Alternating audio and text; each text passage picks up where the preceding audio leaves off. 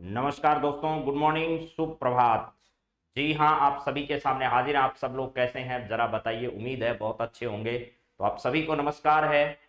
हाँ जी, चलिए, very good very good. नमस्कार आप सभी मित्रों को। जय श्री कृष्णा, राधे राधे साहब, सबको नमस्कार। आप सभी का स्वागत है आज की करंट अफेयर्स की क्लास में। वेरी गुड मॉर्निंग जी।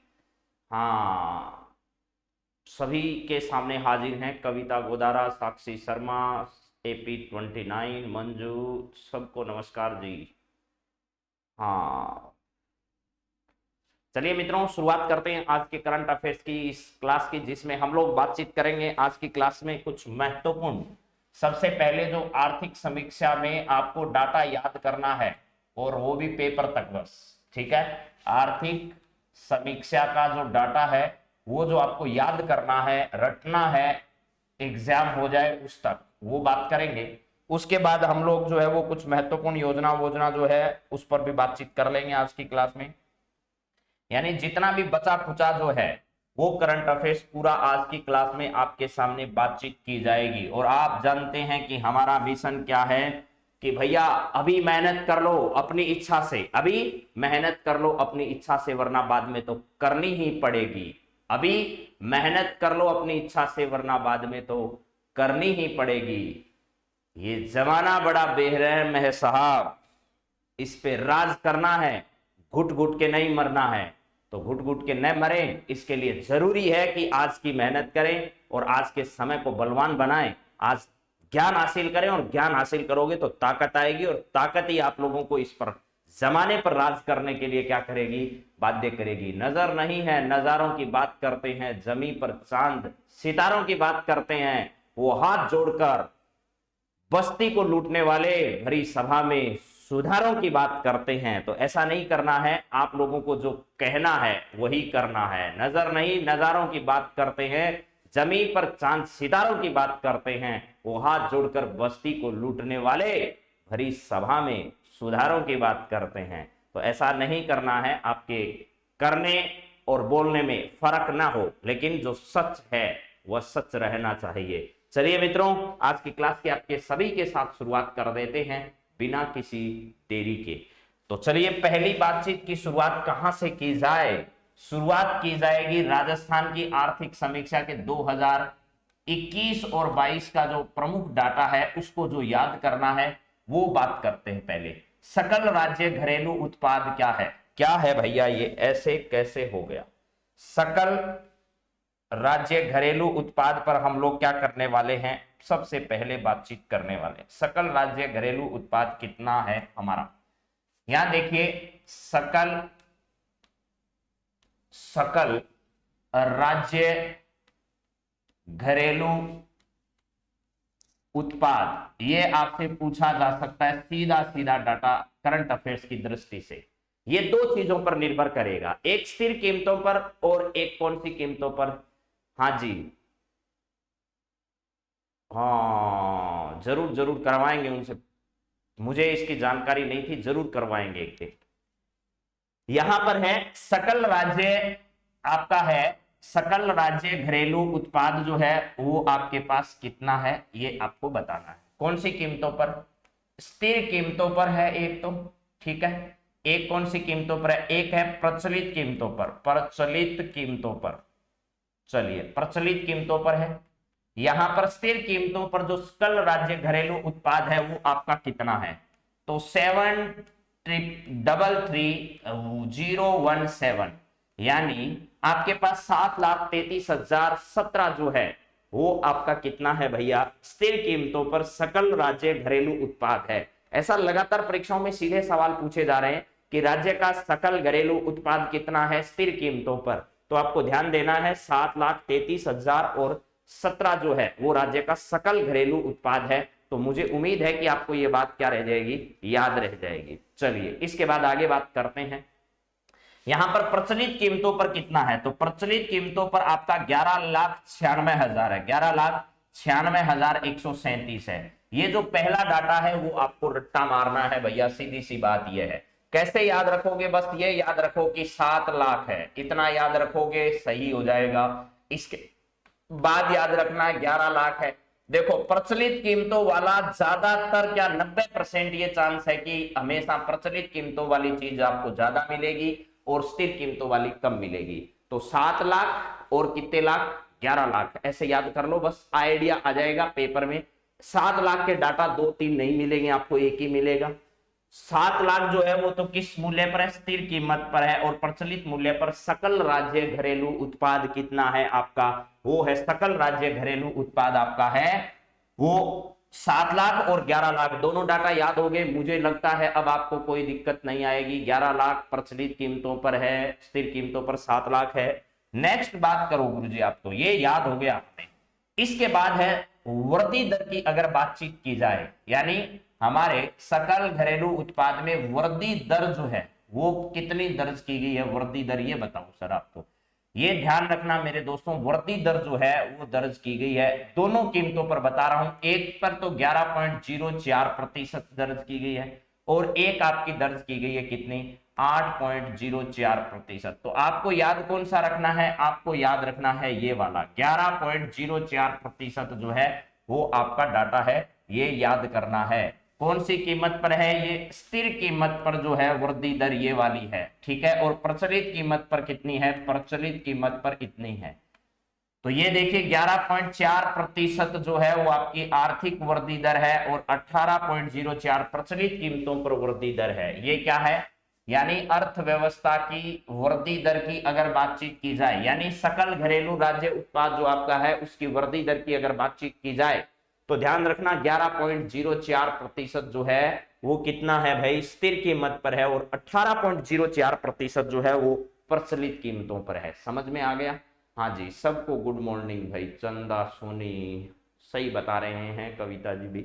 चलिए 18.04% जो है वो प्रचलित कीमतों पर है और ये 11.04 जो है वो कौन सी कीमतों पर है, स्थिर कीमतों पर है। ये 2020 में जो है ना वृद्धि दर से पहले सकल राज्य उत्पाद 6 लाख था जो कि 7 लाख हो गया, और ये 10 लाख था जो कि बढ़कर कितना हो गया, 11 लाख हो गया। तो इसमें 11.04% की, इसमें 18.04% की वृद्धि दर्ज की गई है। इसके बाद बात करें तीनों जो कृषि क्षेत्र, हमारे तीनों क्षेत्र हैं उनकी अगर बातचीत करें तो कृषि क्षेत्र का क्या योगदान है, किस क्षेत्र का, कृषि क्षेत्र का, कृषि क्षेत्र का क्या योगदान है इसमें। फिर उद्योग क्षेत्र का क्या मामला है, ठीक है, उद्योग क्षेत्र की क्या स्थिति है। फिर सेवा क्षेत्र जो है उसका हमारे सकल राज्य घरेलू उत्पाद में कितना योगदान है, ये हमें देखना है। सकल राज्य घरेलू उत्पाद में कृषि क्षेत्र जिसको हम प्राथमिक क्षेत्र कहते हैं, उद्योग जिसको हम द्वितीय क्षेत्र कहते हैं, सेवा जिसको हम तृतीय क्षेत्र कहते हैं। यहां मैं लिख देता हूं प्राथमिक क्षेत्र, कौन सा क्षेत्र है भैया, प्राथमिक क्षेत्र है। इसके बाद ये जो है वो आपका कौन सा क्षेत्र है, द्वितीय क्षेत्र है, द्वितीय क्षेत्र है, ठीक है जी। ये हमारा कौन सा है, तृतीय क्षेत्र है, तृतीय क्षेत्र जो है वो आपको देखना है, ठीक है जी। ये कृषि क्षेत्र का और उद्योग क्षेत्र का और सेवा क्षेत्र का क्या क्या योगदान है इस पर बातचीत करें जरा। देखो प्रचलित कीमतों पर पहले मैं लिख रहा हूं, प्रचलित वाला ज्यादा पूछा जाता है परीक्षाओं में। प्रचलित मूल्य पर कृषि क्षेत्र का योगदान जो है वो आपको बता रखा है 30.23% है। फिर उद्योग क्षेत्र जो है वो सबसे कम विकसित रहा है, वो है 24.67%, और सबसे ज्यादा हमारे जो यहाँ पर है वो 45% जो है वो कौन सा है, वो है आपका सेवा क्षेत्र। सबसे ज्यादा जो हमारे यहाँ पर बढ़ रहा है, आगे आ रहा है, उभर रहा है वो सेक्टर है सेवा क्षेत्र। सेवा क्षेत्र का राज्य के सकल घरेलू उत्पाद जिसको अपन कहते हैं उसमें सबसे बड़ा योगदान है। सेवा क्षेत्र का 45% है, उद्योग क्षेत्र का 24% है, कृषि क्षेत्र का 30% है। ये कौन सी कीमतों पर है, तो ये आपके सामने लिखा है भैया, ये सब प्रचलित कीमतों पर है। अगर स्थिर कीमत की बातचीत की जाए तो ये कितना होगा, स्थिर कीमत की अगर बातचीत की जाए तो ये आपका ध्यान रखना कृषि क्षेत्र का जो योगदान है वो 28% है, 28.85% है। उद्योग क्षेत्र की अगर बातचीत की जाए तो ये जो 24 दिख रहा है ये 26 है। यहां पर अपवाद आपके सामने आ रहा है कि स्थिर वाला ज्यादा है। यहां पर सेवा क्षेत्र जो है वो आपका कितना है, 44% है। यानी देख लीजिए ये एक ही डाटा ऐसा है जिसमें आप लोगों को यहाँ डिफरेंस मिल रहा है, यानी स्थिर वाला ज्यादा मिल रहा है और ये कम मिल रहा है, ठीक है। हाँ अनु सुथार, सर जी रीट राजस्थान जी के करवा दो। अरे भाई ये सब रीट में भी आएगा, चिंता क्यों करते हो। चलिए, रीट की चिंता कोई ना करे भैया, रीट तो सबका पास हो जाएगा, जो भी पेपर देने जाएगा उसका रीट पास हो जाएगा, बस थोड़ा बहुत पढ़ के चले जाओ, आपका गेड़ा पार हो जाएगा। लेकिन उसके बाद होने वाली परीक्षा के लिए आपको बहुत धुआंधार तैयारी करनी पड़ेगी, क्योंकि इस बार एग्जाम वो बोर्ड लेने जा रहा है जिसने बड़े बड़ों को धराशायी कर दिया, जिसका पेपर आने के बाद लोग कुछ दिन तक समझ नहीं पाते हैं। वो बोर्ड रीट का एग्जाम लेने वाला है, तो उसके बाद की आप तैयारी बड़ी धांसू करें भाई। सुमन कासनिया जी सबको नमस्कार, दीपेंद्र जेठू जी नमस्कार, गुड मॉर्निंग। यहां पर है कृषि क्षेत्र जो है उसमें 30% प्रचलित कीमतों पर, 28% स्थिर कीमतों पर। उद्योग क्षेत्र 24% है और आपका 26% है। ये 45% है और ये 44% है। अगर आपको कम याद रहता है तो 28 से 30 ऐसे याद करो, 26 से 24, लेकिन गलती मत कर देना, इससे इसमें वृद्धि नहीं देखनी है। वृद्धि जो होती है वो पिछले वर्ष से इस वर्ष के प्रचलित में देखते हैं, स्थिर पिछले वर्ष के इस वर्ष के स्थिर में देखते हैं। इनमें आपस में वृद्धि और कमी को आपको कोई मतलब नहीं है, बस याद करने की दृष्टि से है, ठीक है। याद करने की दृष्टि से यह है कि भैया ये वाला कम है, ये वाला ज्यादा है। एक उद्योग है जिसमें ये 26 है और ये 24 है, आपस में इनका वृद्धि और कमी से कोई मतलब नहीं है, ना परीक्षा वाला कभी ऐसा पूछेगा। ये कमी और वृद्धि हमेशा पिछले वर्ष से इस वर्ष पूछा जाता है, यानी पिछले वर्ष के प्रचलित से इस वर्ष वृद्धि हुई है या कमी हुई है, ये बताइए। तो यहां देखिए पिछले वर्ष जो है ना प्रचलित कीमतों पर मेरे दोस्तों 30.98 था, जो कि 30.23 हुआ है, इसका मतलब इसमें कमी हुई है।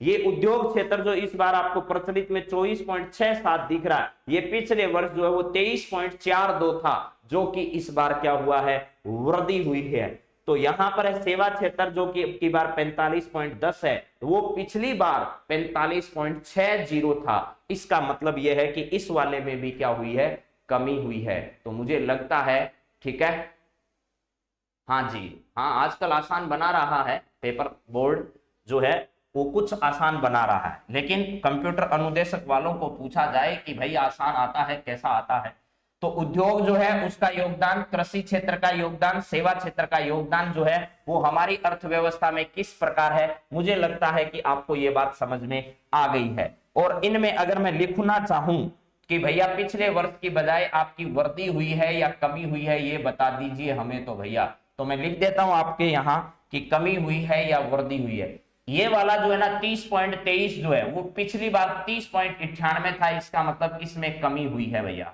24.67 जो इस बार है वो पिछली बार 23.42 था, इसका मतलब इसमें वृद्धि हुई है। और ये 45.10 जो है वो पिछली बार 45.60 था, इसका मतलब इसमें कमी हुई है। तो प्रचलित मूल्य पिछली बजाय कृषि क्षेत्र में कमी आई है, उद्योग क्षेत्र में वृद्धि हुई है और सेवा क्षेत्र में भी कमी दर्ज की गई है। कौन से मूल्यों पर, आपके प्रचलित मूल्यों पर। और अगर बातचीत की जाए मेरे दोस्तों स्थिर मूल्यों पर, तो स्थिर मूल्यों में ये जो 28 नजर आ रहा है वो पिछली बार 30 था, इसका मतलब इसमें कमी आई है। जो आपको 26 नजर आ रहा है वो पिछली बार 25 था, इसका मतलब इसमें वृद्धि हुई है। जो 4481 है वो 4429 था पिछली बार, इसका मतलब इसमें भी वृद्धि हुई है। तो स्थिर मूल्य जो उसमें उद्योग और सेवा क्षेत्र में वृद्धि हुई है, प्रचलित मूल्य में कृषि और आपका सेवा क्षेत्र में कमी हुई है, बल्कि उद्योग क्षेत्र जो है उसमें वृद्धि दर्ज की गई है। ऐसा आपको आइडिया रखना, कितनी हुई कमी, कितनी वृद्धि, ऐसा सवाल मुश्किल है पूछना, क्योंकि बहुत हार्ड सवाल हो जाएगा फिर।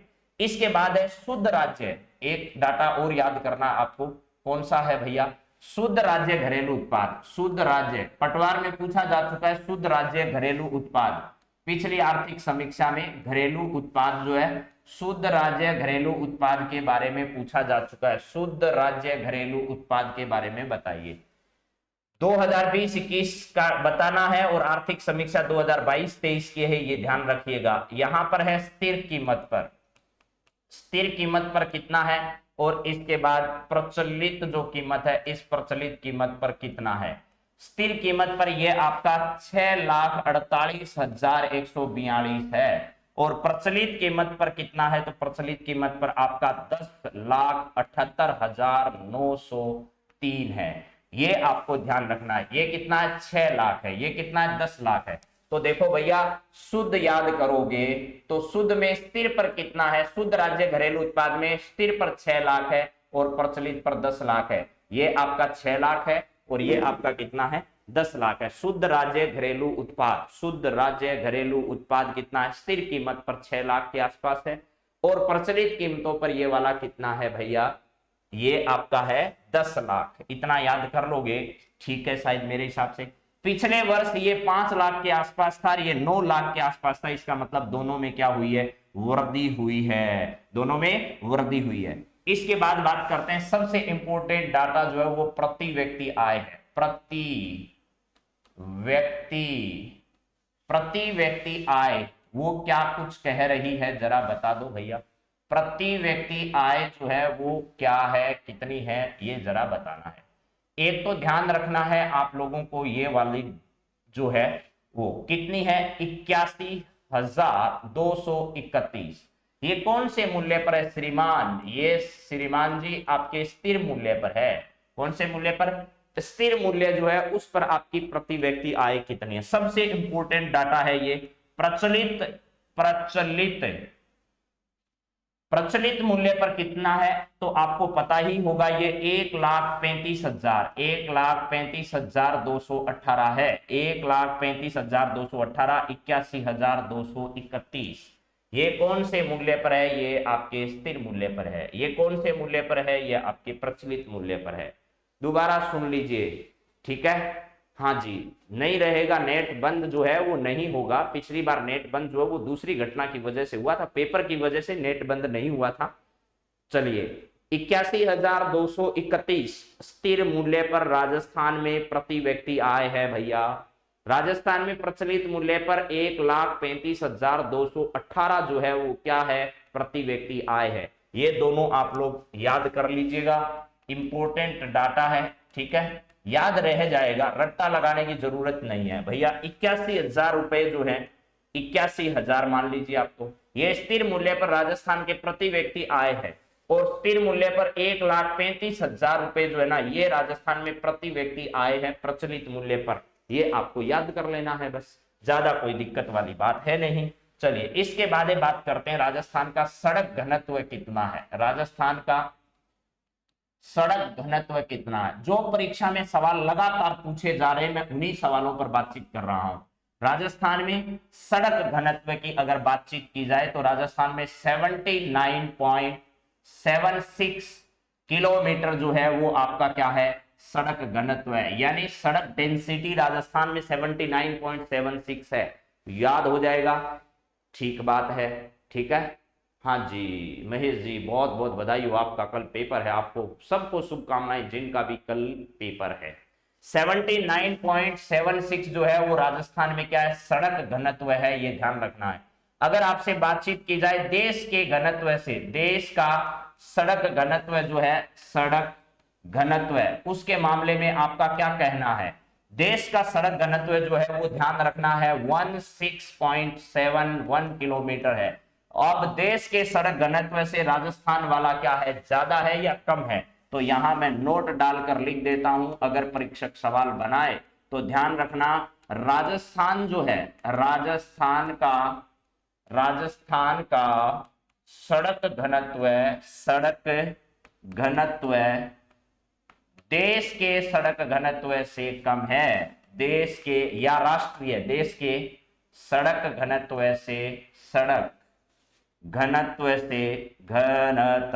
से क्या है भैया, कम है, ये ध्यान रखना। यानी राजस्थान वाला कम है और देश वाला ज्यादा है। देश का 79 है और देश का 161 पॉइंट जो है वो आपका 71 किलोमीटर है और वहीं राजस्थान का 79.76 किलोमीटर जो है वो राजस्थान का सड़क घनत्व है। मुझे लगता है कि आपको ये बात समझ में आ गई होगी। अब मैं बढ़ता हूं, सड़क की लंबाई कितनी है राजस्थान में। राजस्थान में सड़कों की कुल लंबाई, अगर आपसे कोई पूछे भैया कि बताओ वीडियो बनने जा रहे हो, राजस्थान में सड़कों की लंबाई बता दो, तो आपको बताना है 2,72,959 किलोमीटर।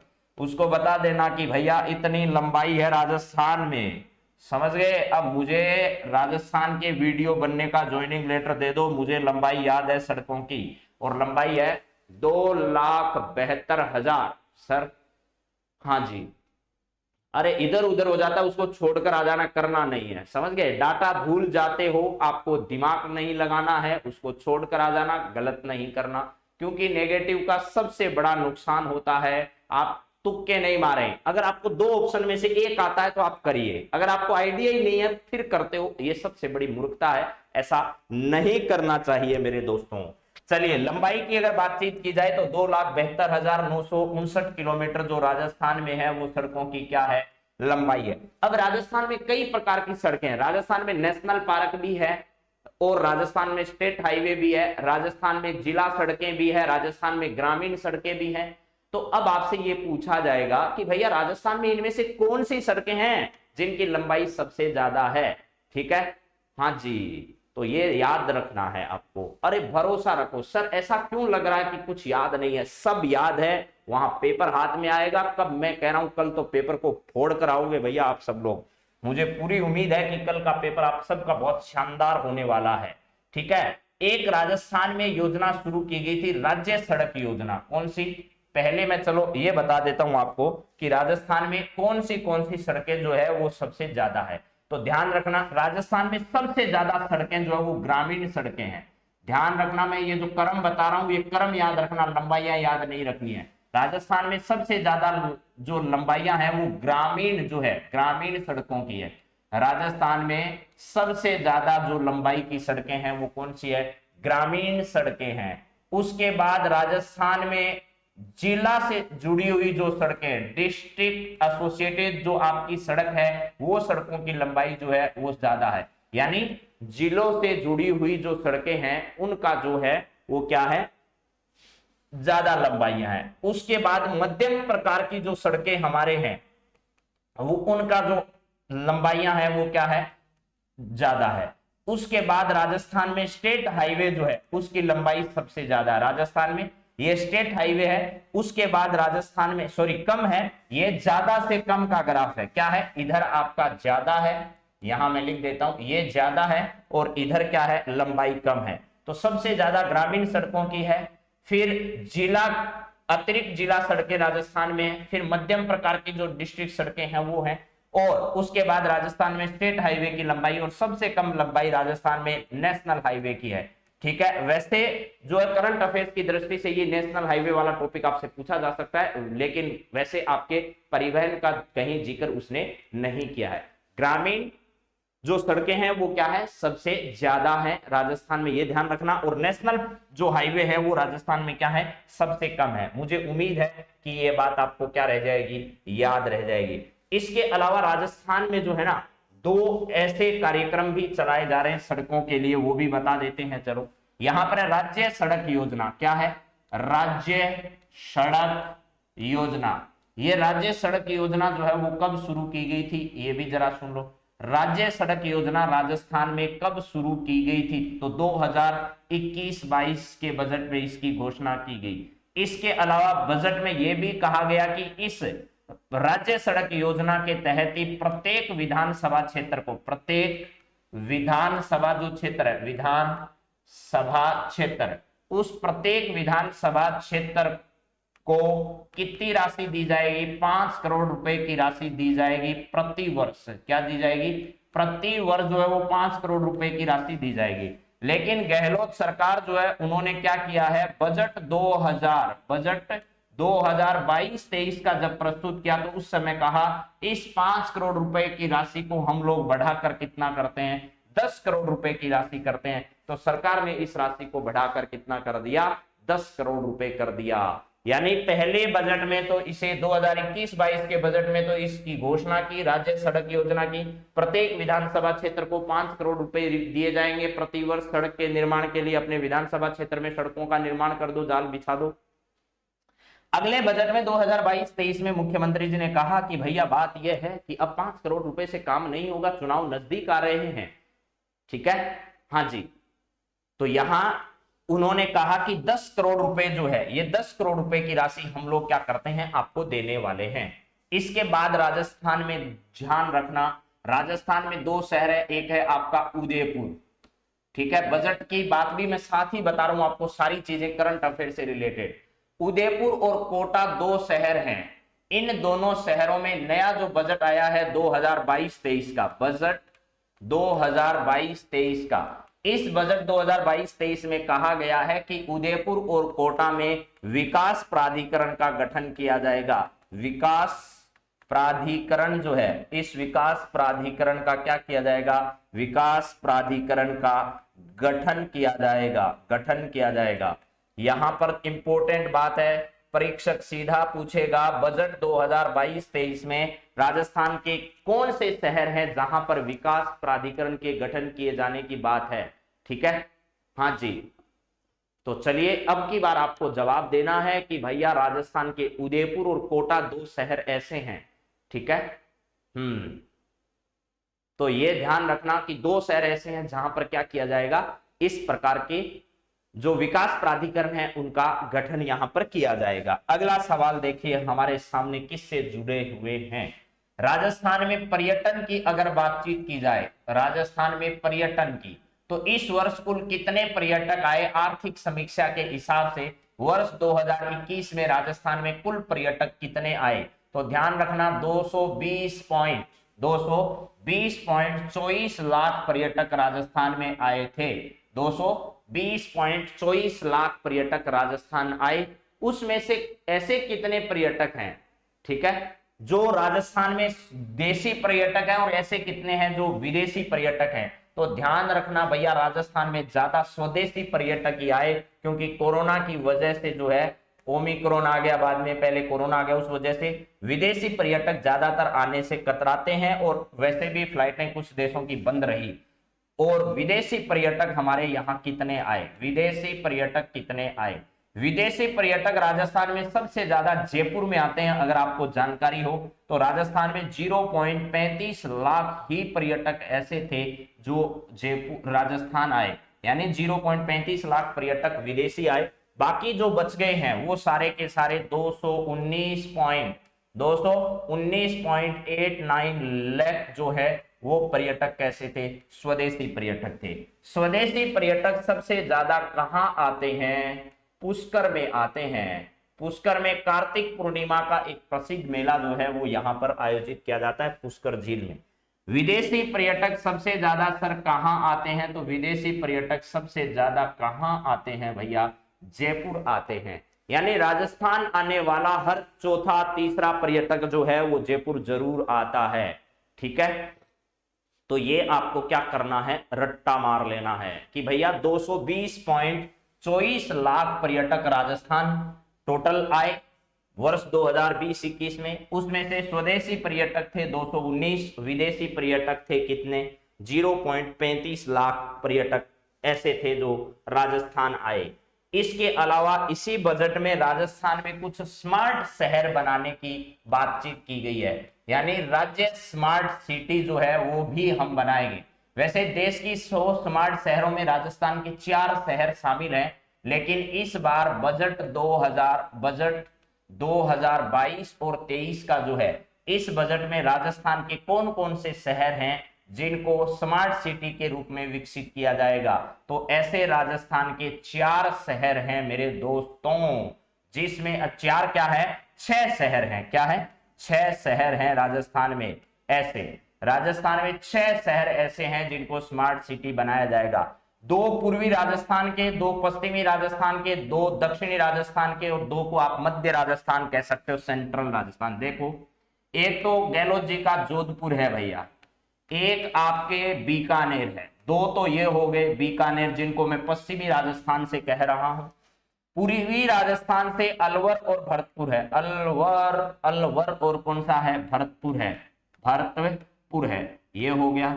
इसके अलावा 2 है जो है वो भीलवाड़ा और चित्तौड़गढ़ है। क्या है, भीलों का वाड़ा, भीलवाड़ा है, भीलवाड़ा। और क्या है भैया, चित्तौड़ का गढ़ जो चित्तौड़गढ़ है। गढ़ तो चित्तौड़, बाकी सब गढ़रिया है, तो ये चित्तौड़गढ़ का जो दुर्ग है। ये 6 वो स्थान हैं, 6 वो शहर हैं जिनको क्या किया जाएगा, राजस्थान के बजट में घोषणा की गई है कि हम बजट 2022-23 में क्या करने वाले हैं, इन 6 शहरों में चकाचौंध कर देंगे, सब जगह लाइटें, मेट्रो, सब व्यवस्थाएं हम लोग कर देंगे। इस प्रकार के स्मार्ट शहर हम बनाने वाले हैं। तो राजस्थान के 6 शहर ऐसे हैं जिनको बजट में स्मार्ट सिटी बनाए जाने की क्या की गई थी, घोषणा की गई थी। बजट 2022-23 में आपको घोषणा इसकी मिली है। जोधपुर, बीकानेर, अलवर, भरतपुर, भीलवाड़ा, चित्तौड़गढ़, ये शहर है। और वैसे देश के 100 शहरों में, देश के 100 स्मार्ट सिटी में 100 स्मार्ट शहर जो हैं उनमें राजस्थान के कौन कौन से शहर हैं, मैंने बताइए जरा। देश के 100 स्मार्ट शहर में राजस्थान के कौन कौन से शहर शामिल है? क्या इसमें जयपुर शामिल है? क्या इसमें उदयपुर शामिल है? उदयपुर शामिल है? क्या इसके अंदर आपका अजमेर शामिल है? अजमेर शामिल है। एक शहर और कौन सा बच गया? जयपुर, उदयपुर, अजमेर, कौन सा शहर बच गया जो आपको पता है कि भाई उसको स्मार्ट सिटी में शामिल किया गया है? और इनकी रैंक भी पूछी गई है पिछले पेपर में तो भैया।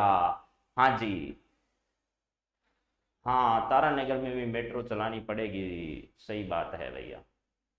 जयपुर, उदयपुर और 2 शहर कौन से हैं जिनमें स्मार्ट सिटी योजना जो है देश के 100 स्मार्ट शहर जो है उनमें शामिल किया गया। एक बात और ध्यान रखना, इनको प्रति वर्ष 100 करोड़ रुपए की राशि जो है वो सरकार देती है। प्रति वर्ष कितनी राशि? 100 करोड़ रुपए की राशि सरकार प्रदान करती है। 100 करोड़ रुपए की राशि जो है वो सरकार क्या करती है? प्रदान करती है प्रति वर्ष। उदयपुर है, जयपुर है, अजमेर है, कोटा है। तो एक शहर आपका जो इसमें बचा हुआ है वो शहर भी मैं यहां लिख देता हूं, कौन सा है? कोटा शहर है। कोचिंग इंडस्ट्री के रूप में जाना जाता है, औद्योगिक नगरी के रूप में उभर रहा है। तो ये 4 शहर हैं जो देश के 100 स्मार्ट शहरों में राजस्थान के शामिल है। और अभी जो ताजा रैंक जारी की गई थी उस रैंक में सबसे टॉप रैंक जो है वो उदयपुर की रही थी। राजस्थान में सबसे खराब प्रदर्शन जयपुर का रहा। सरकार प्रतिवर्ष इसको 100 करोड़ रुपए की राशि जो है वो क्या करती है? प्रदान करती है। अब चलिए जरा मित्रों थोड़ी और आगे बात करते हैं हम आपके सामने। प्रशासन गांव के संग अभियान, प्रशासन गांव के संग अभियान, गांव के संग अभियान, ये गांव के संग जो अभियान है ये कब शुरू किया गया? राजस्थान के प्रशासन गांव के संग अभियान की शुरुआत कब की गई? तो ये प्रशासन गांव के संग अभियान जो है वो 2 अक्टूबर से शुरू किया गया। इधर मैं लिख देता हूं प्रशासन शहरों के संग अभियान, यहां क्या लिख देते हैं? प्रशासन शहरों के संग, प्रशासन शहरों के संग अभियान। ये दोनों बातें आपको याद करनी है क्योंकि सबसे ज्यादा चर्चा इनकी हुई है। प्रशासन गांव के संग भी 2 अक्टूबर से शुरू हुआ, प्रशासन शहरों के संग भी अभियान 2 अक्टूबर से ही क्या किया गया था? शुरू किया गया। 2 अक्टूबर से लेकर ये 17 दिसंबर पहले चरण में 2021 तक चलाया गया और ये 31 मार्च 2022 तक चलाया गया, लेकिन इसकी अवधि बाद में थोड़ी और बढ़ा दी गई।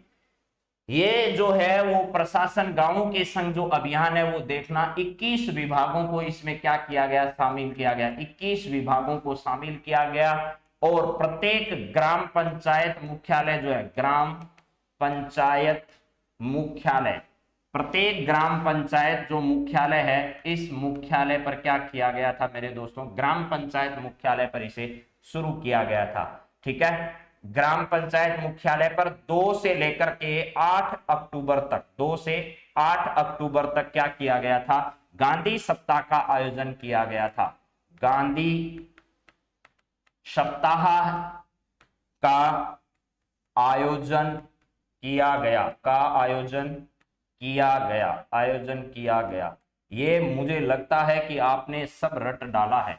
ठीक है, इसके अंदर 21 विभागों को नहीं, इसमें 8 ही विभाग जो हैं उन्होंने हिस्सेदारी ली थी।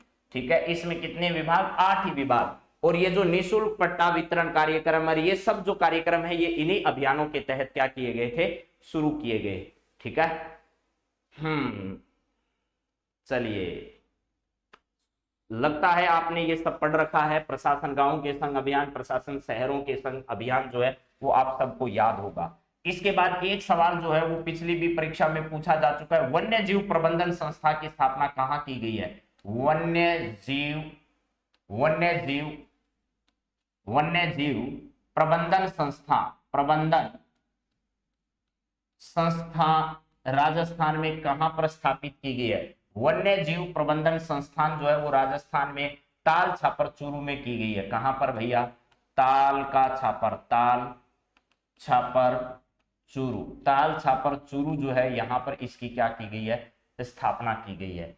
इसके बाद बात करते हैं यहाँ पर 1 अक्टूबर को इसकी स्थापना की गई। 1 अक्टूबर 2021 को राजस्थान के चूरू के ताल छापर में 1 अक्टूबर 2021 को वन्य जीव प्रबंधन संस्था जो है इसकी क्या की गई? स्थापना की गई। हाँ,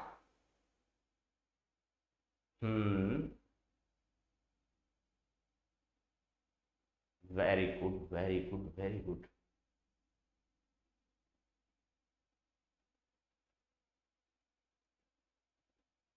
चूरू के ताल छापर में वन्य जीव प्रबंधन संस्था की स्थापना 1 अक्टूबर 2021 को इसका क्या किया गया था? उद्घाटन किया गया था।